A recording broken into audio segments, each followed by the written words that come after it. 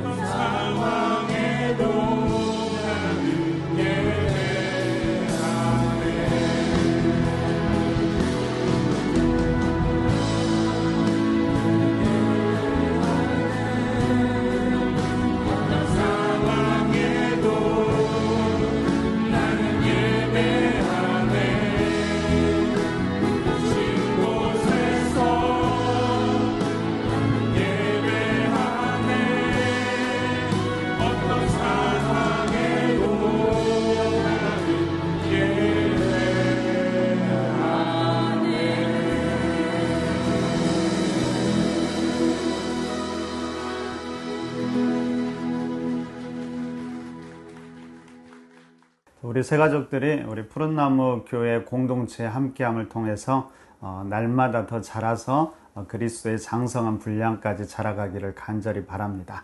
자, 오늘은 민수기 36장 마지막 장입니다. 민수기 긴 여정을 함께 해주신 모든 분들에게 감사드립니다. 자, 오늘 민수기 36장은 이전에 민수기 27장에 나오는 슬로브와 딸들의 이야기와 연관이 됩니다. 여러분, 27장에서 슬로브앗의 딸들이 아버지의 기업을 지키기 위해서 아들이 없어서 딸들에게도 유업을 물려주기를 간청했고 그렇게 허락을 받게 됩니다. 근데 그렇게 하다 보니까 생각하지 못했던 문제가 생겨나게 되었습니다. 자, 오늘 본문 3절과 4절을 보십시오. 그들이 만일 이스라엘 자손의 다른 지파들의 남자들의 아내가 되면 그들의 기업은 우리 조상의 기업에서 떨어져 나가고 그들이 속할 그 지파의 기업에 첨가되리니 그러면 우리가 제비 뽑은 기업에서 떨어져 나갈 것이요. 4절입니다. 이스라엘 자손의 희년을 당하여 그 기업이 그가 속한 지파에 첨가될 것이라. 그런즉 그들의 기업은 우리 조상 지파의 기업에서 아주 삭감되리이다. 딸들에게 상속을 주다 보니까 나중에 이들이 결혼할 때 혹시 다른 지파와 결혼하게 되면은 그 땅이 다른 지파로 넘어가게 된다라는 문제가 생기는 것이었습니다. 당시 므낫세 지파의 지도자들이 이 문제를 제기합니다. 자, 이에 대한 해결책이 무엇이었을까요? 자, 오늘 보면 6절에서 이렇게 이야기합니다. 슬로브앗의 딸들에게 대한 여호와의 명령이 이러하니라. 이르시되 슬로브앗의 딸들은 마음대로 시집가려니와 오직 그 조상 지파의 종족에게로만 시집갈지니. 여러분, 그 지파 안에서만 결혼하라는 것이었지요. 그렇게 함으로 해서 각 지파에 나누어졌던 그 기업이 변동이 없게 하려는 것이었습니다.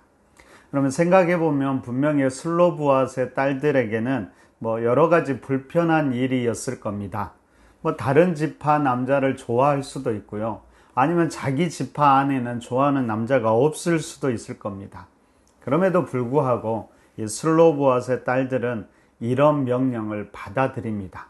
그래서 이들은 모두 그들의 숙부였던 아들, 숙부의 아들의 아내가 되었고 그 기업은 그대로 므낫세 지파에 남게 됩니다. 자, 짧은 이야기지만 오늘 본문을 통해서 우리가 생각하고 기도해야 될 것들은 무엇이 있을까요?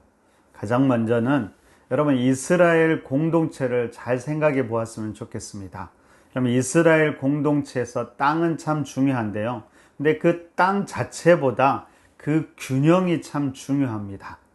그러면 이스라엘이 12지파로 구성되어 있고 모든 지파들이 제비를 뽑아서 공평하게, 그렇지만 각 지파의 형편에 맞게 균형 있게 땅을 분배받게 됩니다.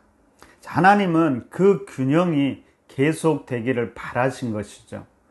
그 균형이 계속된다라는 것은 단지 형식적으로 기계적인 균형이 아니라 그 균형을 통해서 이스라엘 전체가 함께하는 공동체로서 유지되기를 바라는 것이었습니다.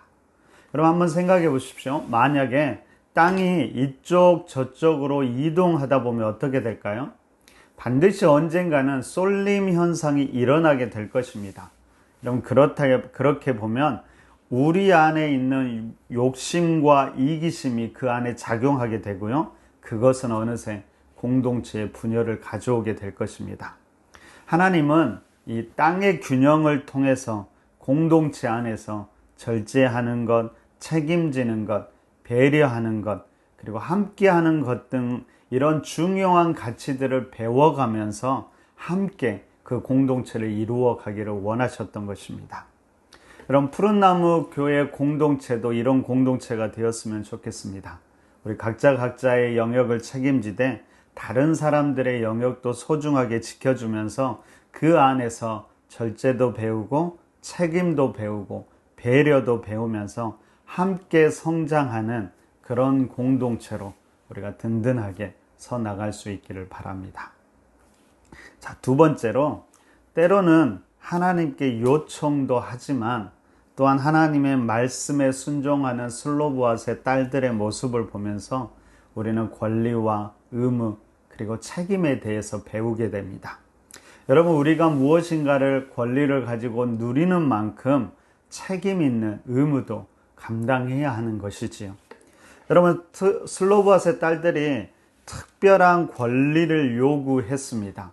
그리고 그것을 허락받았고요. 거기에 따른 이제 의무와 책임을 지켜야 하는 것이었습니다. 여러분, 그 의무를 그들은 나몰라라 하지 않고 그 권리를 지켜나가기 위해서, 그 권리를 누리기 위해서 그들은 그들에게 주어진 의무 또한 충실하게 감당하는 모습을 보게 됩니다. 여러분, 우리는 어떨까요? 우리의 직분과 사회적 위치도 그렇습니다. 거기에 걸맞는 특권이 있는 것만큼 또한 우리에게 맞는 책임을 요구하기도 합니다. 여러분, 교회에서도 마찬가지지요. 더 나아가서는 여러분, 믿음 그리고 하나님의 은혜도 마찬가지입니다. 비록 우리가 믿음이나 은혜는 선물로 그냥 누리게 되었지만 우리가 먼저 믿은 자로서 그리고 은혜를 받은 자로서 그에 합당한 태도가 필요하다라는 것입니다. 이렇게 우리 자신을 다시 한번 돌아보면서 그리고 우리가 받은 은혜와 축복도 생각해 보면서 거기에 합당한 책임들을 잘 감당하고 있는지도 돌아보면서 기도하는 이 아침이 되었으면 좋겠습니다. 마지막으로 여러분, 이 땅에서의 삶 중에서 땅은 참 소중합니다. 여러분, 땅은 이 세상을 살아가는 모든 생명체들의 삶의 기초가 되고 터전이 되는 것이지요. 자, 우리가 살아가는 집 그리고 먹는 양식들도 다 땅에서 나옵니다. 그리고 이 땅은 하나님 나라의 기초가 되기도 합니다. 그래서 우리는 늘 땅을 소중히 여겨야 합니다. 여러분, 그럼에도 불구하고 우리는 이 땅에 소망을 두기보다 영원한 하나님 나라를 기억하고 생각할 수 있어야 합니다. 영원한 하나님 나라를 바라보면서 우리의 삶의 초점을 한정적인 이 땅이 아니라 영원한 하나님 나라에 맞추어 가야 한다라는 것입니다. 그리고 그 나라를 준비하면서 살아가야 하는 것이지요. 헨리 나우엔이 썼던 죽음 가장 큰 선물에 나오는 쌍둥이의 대화가 있습니다. 자, 어머니 자궁 안에서 쌍둥이가 자라고 있었는데 여동생이 아마도 여자 동생이었던 것 같아요. 여동생이 오빠에게 이렇게 이야기합니다. 오빠, 나는 저 밖에도 새로운 삶이 있다고 생각해. 그러자 오빠가 고개를 저으면서 말도 안 돼. 그렇지 않아. 우리에게 영양분을 주고 있는 저 탯줄을 우리는 철저히 의지해야 돼. 우리를 먹여주고 살려주는 저 탯줄을 잘 붙잡고 있다면 우리는 여기에서 영원히 행복하게 살 수 있을 거야. 그러자 동생이 다시 이야기합니다. 캄캄한 이곳보다 더 좋은 곳이 분명히 있을 거야. 마음껏 움직일 수 있고 환한 빛을 볼 수 있는 곳 말이야. 잘 들어봐. 밖에서 누군가의 웃음소리가 들리지 않아? 아마도 엄마와 아빠의 웃음소리일 거야. 그러자 오빠가 다시 언성을 높이면서 이야기합니다. 무슨 뚱딴지 같은 소리를 하는 거야? 나는 엄마를 한 번도 본 적이 없어. 보지 않는 것을 어떻게 믿어? 딴 생각하지 말고 이곳에서 만족하면서 잘 살자고. 그러자 동생이 마지막으로 이렇게 이야기하죠. 난 그렇게 생각하지 않아. 저 밖에는 새로운 삶이 있을 거야. 아름답고 행복한 곳, 엄마의 얼굴을 볼 수 있는 곳, 난 저곳으로 곧 나갈 거야. 여러분, 새로운 세상이 있다는 동생의 주장에 질린 오빠는 동생의 말을 무시하고 입을 다물고 말았다라고 합니다. 여러분, 누구의 말이 맞을까요? 둘 다 맞을 수 있습니다. 그런데 그 생각에 따라서 각자의 삶의 모습이 달라지게 되는 것이지요. 그리고 그 차이는 너무나 큰 차이를 만들어내게 되는 것입니다. 여러분, 문제는 우리의 시선이 어디까지 볼 수 있느냐 하는 것입니다. 이 땅만 바라보는가 아니면 그 너머를 바라보는가입니다. 여러분, 오늘 이스라엘 백성들이 요단 동편 모압 땅에 있었습니다. 하지만 그곳은 그들이 영원히 머물 곳은 아니었습니다. 하나님은 모압 평지에 있던 이스라엘 백성들을 저 멀리 약속의 땅을 바라보면서 그곳을 꿈꾸기를 원하셨습니다. 단지 바라보는 것이 아니라 그 소망으로 그때를 준비하며 바라보며 지금을 살아가기를 바라신 것이지요. 또한 그 나라를 향한 발걸음을 멈추지 않기를 바라셨습니다. 여러분, 우리 인생이 그렇습니다. 우리의 삶이 이 땅에서만 끝나는 것이 아니라 그 이후에 하나님 나라, 영원한 하나님 나라가 있음을 우리는 바라볼 수 있어야 되고 그 나라를 소망하면서 그 나라를 향할 수 있어야 합니다. 여러분, 믿음의 삶이란 그런 삶입니다.